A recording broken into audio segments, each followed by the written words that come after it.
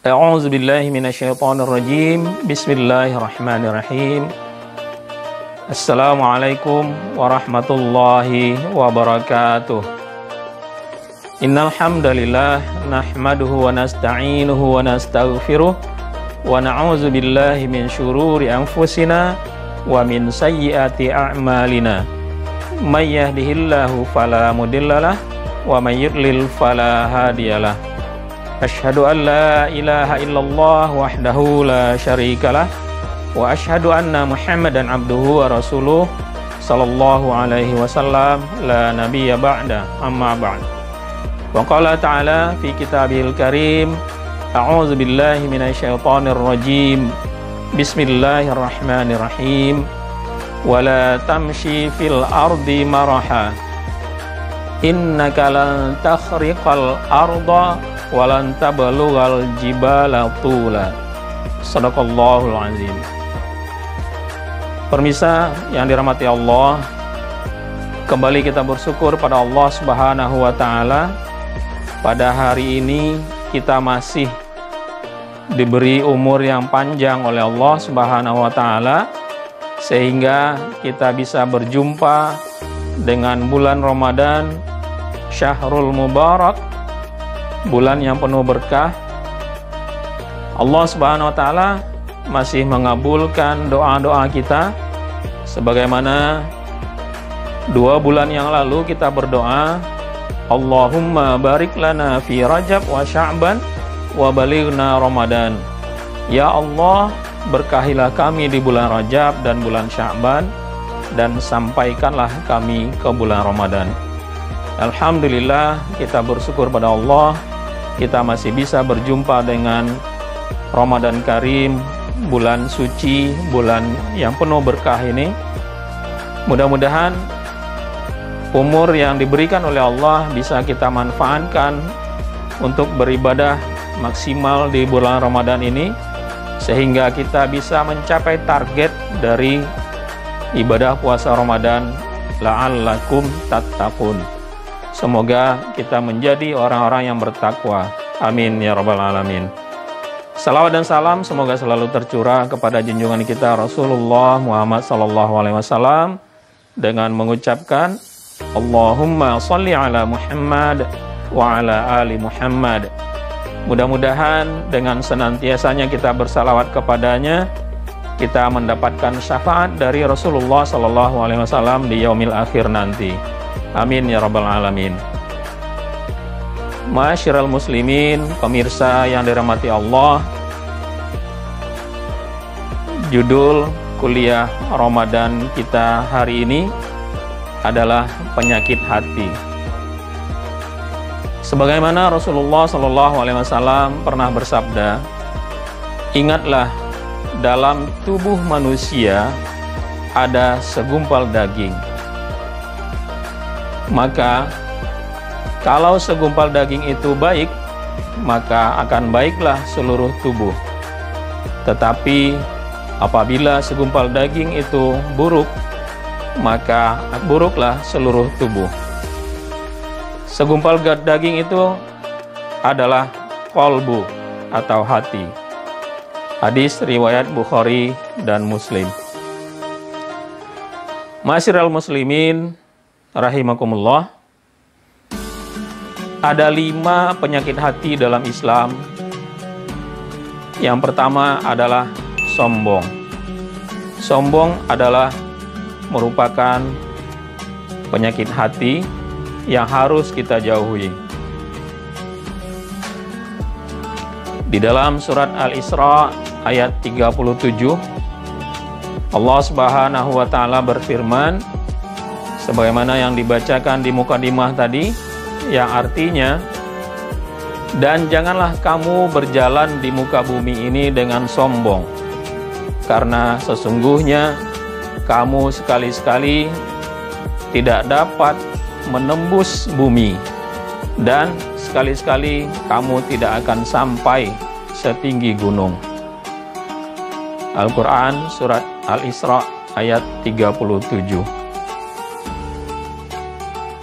Ma'asyiral muslimin rahimakumullah. Jadi kita sebagai makhluk yang dhaif, makhluk yang lemah, tidak ada yang pantas kita sombongkan. Terkadang orang sombong dengan jabatannya. Ingat, jabatan itu hanya sementara. Ada orang yang sombong dengan kekayaannya. Kekayaan juga tidak akan kekal, karena kekayaan itu juga akan hilang dan lenyap. Bahkan ketika kita sudah meninggal dunia, kekayaan yang kita miliki tidak akan bisa kita bawa dan tidak akan bisa menyelamatkan kita di akhirat kelak. Kemudian ada orang yang sombong dengan ilmunya, sehingga dia meremehkan orang lain seolah-olah hanya dia yang memiliki ilmu. Padahal ilmu kita sebagai manusia itu sangat sedikit dibandingkan dengan ilmu Allah Subhanahu wa Ta'ala. Banyak macam kesombongan yang ada pada manusia. Ada yang sombong karena kecantikan dan kegantengan mereka. Ada yang sombong karena keturunannya. Dia mengatakan berdarah biru dan segala macam. Ingat, Allah Subhanahu wa Ta'ala tidak suka kepada orang-orang yang sombong. Dan kesombongan merupakan salah satu penyakit hati. Yang kedua, penyakit hati yaitu kagum terhadap diri sendiri, sehingga menimbulkan rasa ujub, rasa kagum dan bangga kepada diri sendiri. Bangga, kagum karena memiliki ilmu, memiliki kekayaan, memiliki jabatan, dan sebagainya. Penyakit hati yang ketiga adalah iri dan dengki. Ini juga merupakan penyakit hati yang harus kita hindari, karena ada istilah mengatakan SMS, ya. Orang yang punya rasa iri dan dengki, mereka senang terhadap orang susah dan susah melihat orang senang. Sebagaimana Rasulullah SAW bersabda, waspadalah terhadap hasad. Sesungguhnya hasad mengikis pahala-pahala, sekalipun sebagaimana api memakan kayu bakar. Hadis riwayat Abu Daud.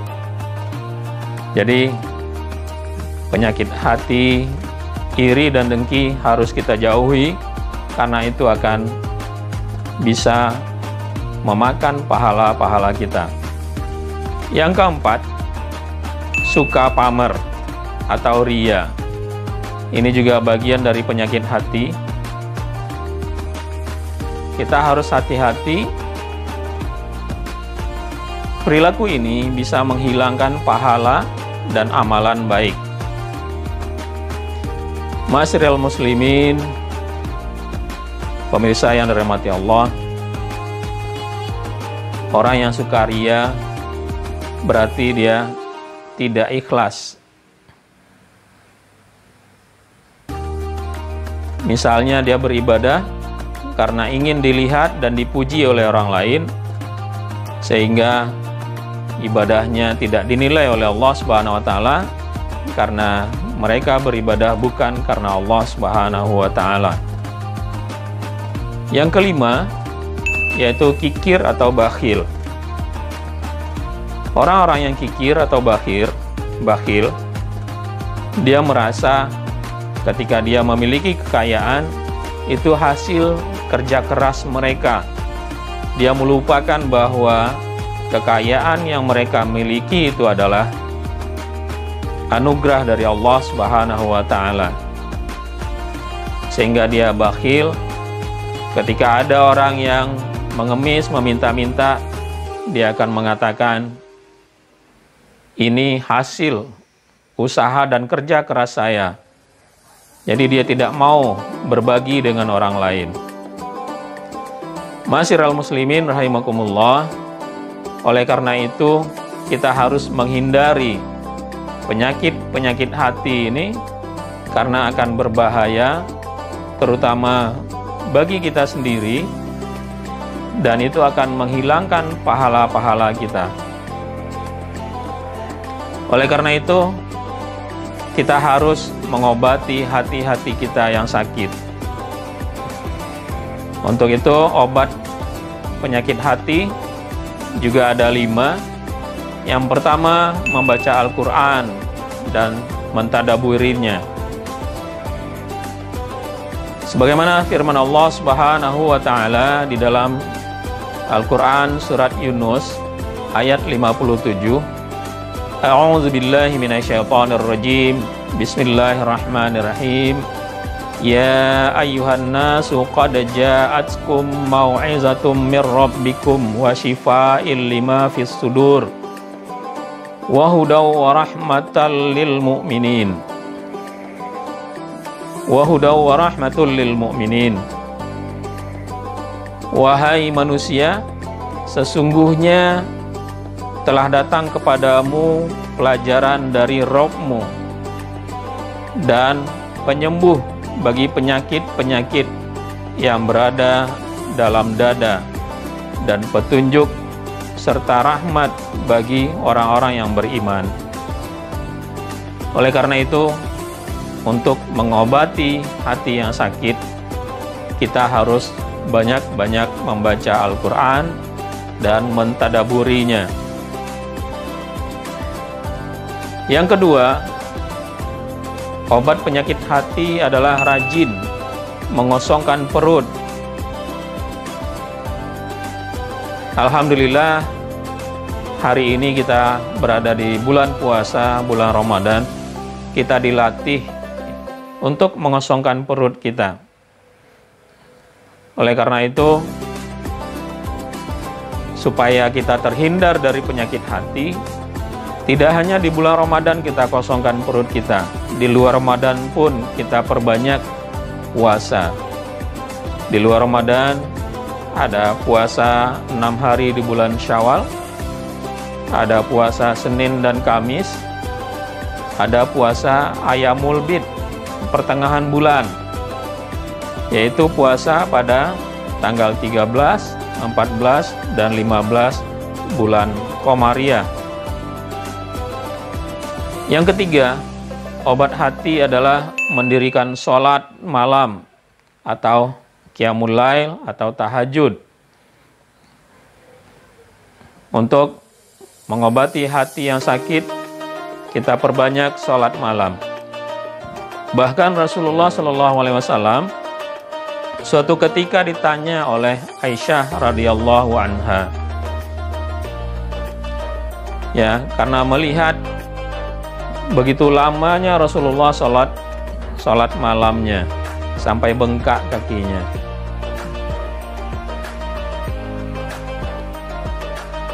Yang berikutnya, obat hati adalah merendahkan diri di hadapan Allah Subhanahu wa Ta'ala. Kita menyadari bahwa kita ini adalah makhluk yang dhaif, makhluk yang lemah. Hanya Allah yang maha besar dan maha kuasa, sehingga kita tidak berhak menyombongkan diri kepada Allah Subhanahu wa Ta'ala. Hanya Allah lah yang berhak untuk sombong. Kemudian yang terakhir, ma'asyiral muslimin rahimakumullah, kemudian bermajlis atau bergaul dengan orang-orang soleh. Jadi untuk mengobati penyakit hati, kita harus banyak berkumpul dengan orang-orang soleh, ikut pengajian, ikut taklim bersama orang-orang yang soleh. Karena dengan kesolehan tersebut, insya Allah kita akan tertular menjadi orang-orang soleh juga. Ketika kita berkumpul dengan orang soleh, insya Allah kita juga akan bisa menjadi orang soleh.